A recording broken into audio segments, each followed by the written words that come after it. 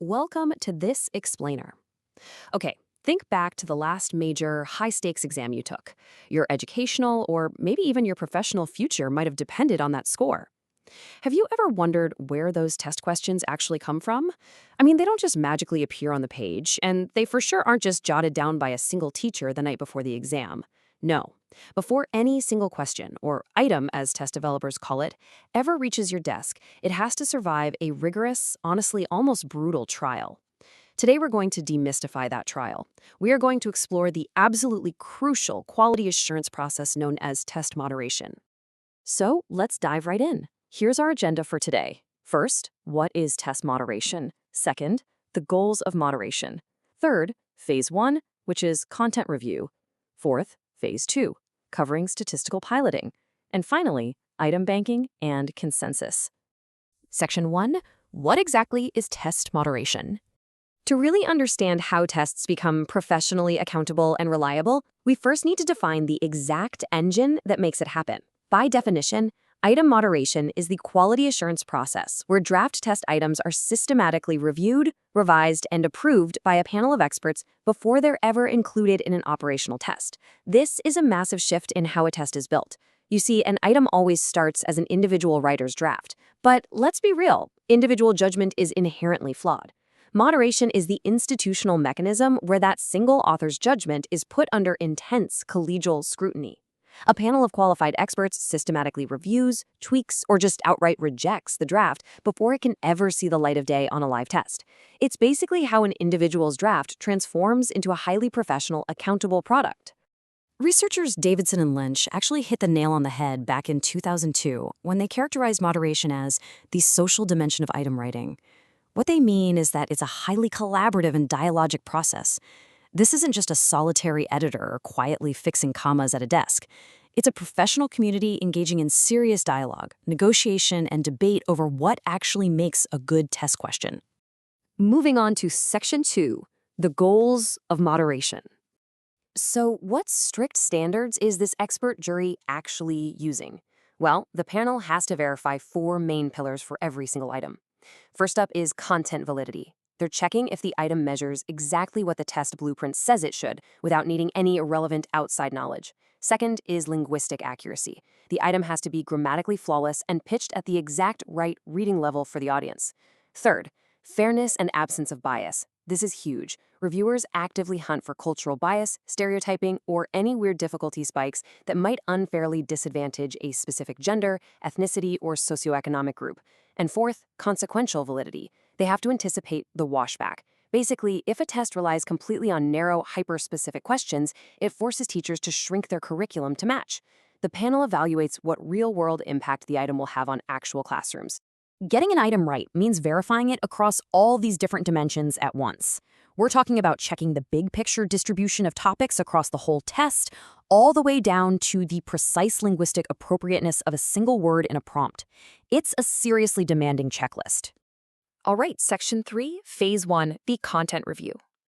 Long before anyone sits down with a number 2 pencil to take the test, a moderation panel gets together for this pre-operational stage. And think about who is in this room. You've got senior test developers, subject matter specialists, representatives for the target learners, and often explicit fairness reviewers from communities who might be impacted by the test.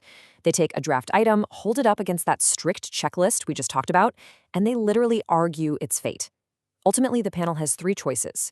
They accept the item as written, they revise it through panel consensus, or they toss it out completely. Let's actually look at a detailed example of this in action so you can see exactly how test moderation fixes problems. Imagine a draft item designed to test advanced reading comprehension about quantum physics.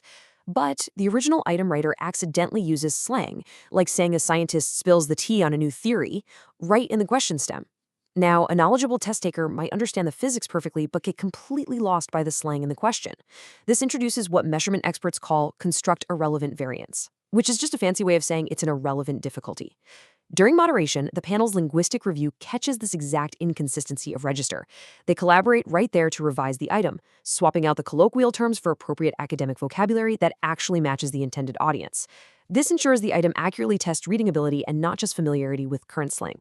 Next up, Section 4, Phase 2, Statistical Piloting. Now, human judgment, even highly expert human judgment, has its limits. Once an item survives that initial human review, it then has to survive the cold, hard scrutiny of empirical data. This means taking those panel-approved items and actually administering them to a representative pilot sample. Basically, a small group of test takers drawn from the exact population the final test is meant for. We absolutely need to see how the item behaves in the wild before we count it for a real score. This generates our empirical data, which is known as item analysis. Think about a distractor analysis for a multiple-choice item. The moderation panel tracks the exact proportion of test takers selecting each option. Say 75% chose the correct key, option B, while the incorrect distractors, A, C, and D, pulled in much smaller percentages. That looks pretty good. But if an item showed weird anomalous statistics, like, say, a wrong answer was suddenly pulling in all the high-ability test takers, or the correct answer had a negative discrimination index, that is a massive red flag. It points to a hidden flaw, maybe an ambiguity that the human panel totally missed. A second moderation panel then steps in to examine these flagged items using the empirical data and decides whether to keep, tweak, or trash them.